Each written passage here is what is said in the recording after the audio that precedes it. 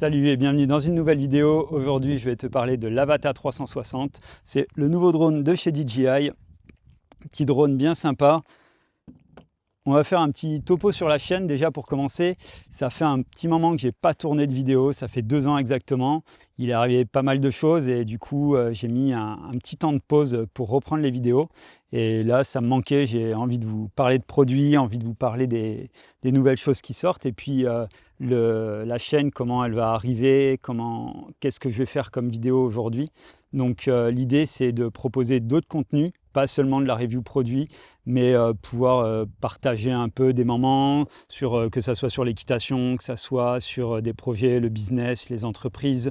On va toujours continuer bien sûr quelques vidéos avec les drones, les caméras, vous en parler, mais on va aussi tester d'autres choses comme de la mini-pelle chinoise, comme de la domotique, des voitures, des motos, des accessoires, enfin voilà, tout un tas de trucs. J'ai envie de me sortir un peu de l'étiquette uniquement filmmaker et pouvoir vous présenter d'autres choses. On va parler des accessoires en premier.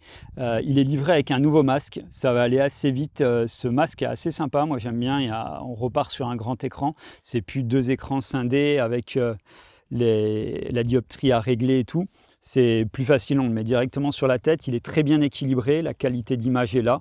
Et la réception est là aussi. On a fait des tests avec l'Avata 2 et l'Avata 360 en portée. On a une nettement meilleure portée avec l'Avata 360 et ce masque. Il fonctionne vraiment très très bien, ce nouveau Q-Sync. Je ne vais pas m'attarder plus que ça sur le masque, ça fonctionne très bien, c'est un très bon produit. Franchement, rien à dire. Ensuite, j'ai pu l'essayer avec 3 radios différentes. Donc, celle qui est vendue en pack, le Motion Controller avec le masque. Ensuite, le contrôleur 3. Et pour finir, la RC2. Pour le Motion Controller, on a des sensations FPV. Je vais être franc, il n'y a pas de mode FPV encore dessus au moment où je tourne la vidéo. DJI dit que ça devrait arriver prochainement. Et puis bon, si on est sur l'essence d'un Avata, ça serait un peu logique. Après, pour être honnête, en pilotant avec le Motion Controller, on peut faire à peu près 90% des plans qu'on pourrait faire en FPV avec un Avata. Là, aujourd'hui, ce qu'on ne peut pas faire, par exemple, c'est le dive. Ça ne fonctionne pas. Mais en dehors de ça, tout ce qui est ligne, ondulation, il y a plein de choses d'un point de vue vidéo. Pour l'exploiter en vidéo, il y a plein de choses qui sont faisables déjà avec le Motion Controller. Donc uniquement sur le Motion Controller, il y a cette possibilité-là. Avec le Radio Controller 3, je n'ai pas vraiment aimé. Le drone est assez loqué. J'ai vraiment pas de bonnes sensations. Donc pas un bon retour avec cette radio. Après, il faudra voir une fois que le mode FPV sera libéré.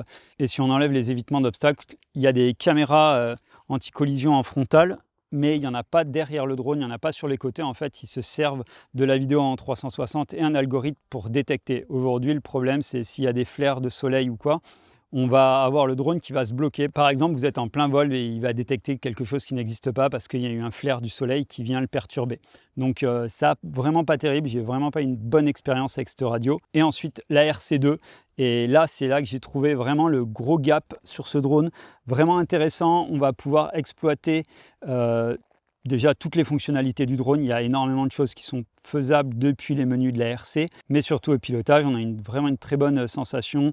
Il met beaucoup plus en confiance et je trouve que c'est beaucoup plus sympa de le piloter avec celle-là. Pour moi, le match est largement remporté avec cette radio.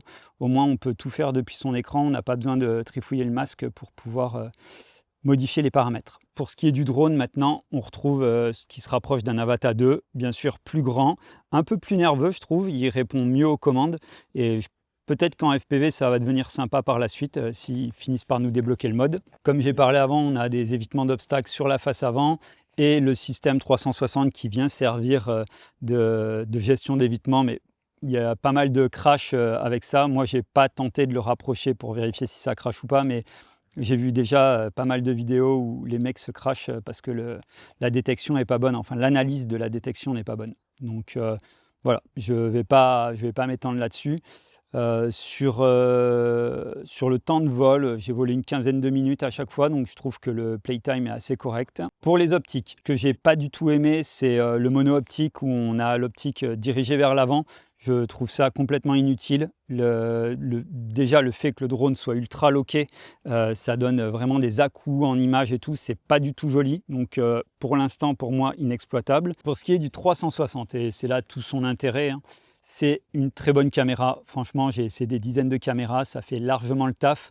On pourra toujours trouver des choses à dire. On a 2 capteurs qui sont l'équivalent d'un capteur 1 pouce avec 2 sorties 4K qui nous donnent un 8K reconstitué. L'exploitation de ces images, bien sûr, on vient recadrer dans l'image pour faire son shot et on va tourner sur un export à 2,7K. Pour ceux qui trouvent que l'image est pas assez nette, arrêtez de zoomer dans une image 360, c'est pas fait pour ça. L'image 360, c'est pour donner un cadre après shot. Donc on vient faire son tournage et ensuite on va donner une zone de cadre, mais on ne vient pas cropper dans l'image. C'est pas fait pour ça. Et d'ailleurs, à part si vous tournez avec des grosses caméras en 8K pour revenir à la 4K, là ce qui n'est pas le cas, hein. Là on tourne de la 4K pour cropper et on est en 2,7. Donc non, c'est pas fait pour. Donc j'ai vu pas mal de critiques dans ce sens-là. Je pense que ces personnes-là tournent pas trop avec des caméras 360 et ça peut-être expliquer ce genre de reproche. J'ai pu avoir ce drone par un ami pilote de cargo qui travaille en Chine, qui fait le fret entre la Chine et la France, et du coup il m'a ramené le drone, ce qui fait que je l'ai eu un peu avant. J'ai entièrement payé ce drone, je ne suis pas payé par la marque. Le stitching, voilà, c'est le problème parce que son utilisation par rapport à une caméra 3.6, on va avoir les optiques sur les faces.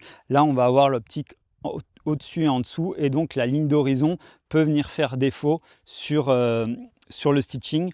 Donc ça, c'est le petit moins qu'on va parler justement dans le logiciel après, mais on a quand même un stitching qui est assez correct du moment qu'on est sur des plans assez larges et qu'on ne se rapproche pas trop des sujets. Ensuite, si on respecte un peu les règles de cadrage, si on a 1/3 de ciel et 2/3 de sol, je ne vois pas non plus trop le problème vu que du coup la couture se voit beaucoup moins. Maintenant, on va pouvoir parler du logiciel. Le logiciel, c'est vraiment pas au point. Ça, c'est le truc qui fonctionne pas du tout. Après, ils sont nouveaux sur la 360. Quand on compare à Insta360 Studio, c'est le jour et la nuit. Au niveau du tracking, il y a un monde entre les deux. Et je pense que c'est là la grosse faiblesse de DJI, c'est qu'ils ont un logiciel qui n'est pas prêt de ce côté-là. Autant le drone fonctionne très bien, il y a des points beaucoup plus positifs que l'anti-gravity. Mais sur le logiciel, je suis désolé, ça ne fonctionne pas bien. J'ai pas essayé les plugins sous Premiere parce que je n'utilise pas Premiere, mais je pense qu'on est dans la même chose, les algorithmes doivent être semblables. Mais voilà, j'ai eu pas mal de fois où vous allez voir, on vous laisse pas mal d'images où on perd le sujet avec la voiture, on s'est servi de la voiture, on s'est servi du buggy. C'est très souvent, même si ça va pas vite, qu'on perd le sujet. La réidentification du sujet après obstacle, elle est médiocre. Donc voilà, aujourd'hui, c'est des problématiques, je pense, qui peuvent le résoudre en post-production. En dehors de ça, pour quelqu'un qui veut faire des exports pour les réseaux sociaux, d'ailleurs, je pense que c'est un drone qui va tout à fait pouvoir créer des images pour ça. C'est hyper intéressant parce qu'on peut faire tout depuis le logiciel. On peut même mettre des luttes d'étalonnage, même en rajouter. On peut améliorer le stitching. Enfin, il y a plein de choses qui sont possibles depuis le logiciel. Je pense que voilà, ils sont au début. Il faut qu'il évolue encore. L'année dernière, on a la Action 360 qui est sortie. Ils ont encore du boulot dessus. Donc, on va voir dans les prochains mois ce que ça donne. S'ils accélèrent le pas là-dessus, on devrait avoir un logiciel qui fonctionne bien dans les prochains mois. Pour ce qui est de la vitesse, on est sur les 70 km/h, donc pour suivre des véhicules, tant qu'on respecte, bon, ça va. Si on commence à accélérer un peu plus, ça va être compliqué pour lui de suivre. Pour la réception, comme je vous ai dit tout à l'heure, ça capte beaucoup mieux que le Avata 2. On a une vraie meilleure réception, donc ça c'est un gros point positif. Alors maintenant, pour qui ait fait ce drone, je pense que pour des gens qui voyagent, qui veulent faire des images en voyage avec du multi-shot, plusieurs points d'intérêt dans une même vidéo sans s'embêter à cadrer, je pense que c'est une bonne machine. Même s'il est un peu grand au transport, ça rentre quand même dans un sac à dos, il est très fin. Et avec la RC2, ça fonctionne très bien. Et honnêtement, pour quelqu'un qui voyage, c'est un bon atout à emporter avec soi. Après, on va parler du côté professionnel parce que beaucoup se demandent s'il est exploitable. Moi, honnêtement, je pense qu'il est exploitable. Je le vois très bien comme soit assistant cadreur, où on va pouvoir positionner le drone, le lancer en rec et pouvoir récupérer des images. C'est déjà ce que je faisais avec des caméras 360 au sol. Donc là, ça donne une autre perspective en aérien. Et un autre point, parce que le professionnel, ça ne s'arrête pas seulement au tournage de pub, à de l'institutionnel ou du mariage. On a aussi tout ce qui va être vidéo pour l'accès aux handicapés dans les musées, par exemple, de la visite virtuelle ou de la visite guidée. Et moi, j'en ai fait pas mal avec des robots 360. Là, je vois un gros intérêt pour des châteaux, par exemple, où on va pouvoir voler, passer sur les extérieurs, sur des zones non accessibles et pouvoir proposer de la visite guidée avec des casques en 360. Là, je trouve que c'est vraiment intéressant d'utiliser le drone pour ça. La qualité d'image est très bonne. On a testé des vidéos en 360, ça fonctionne très bien.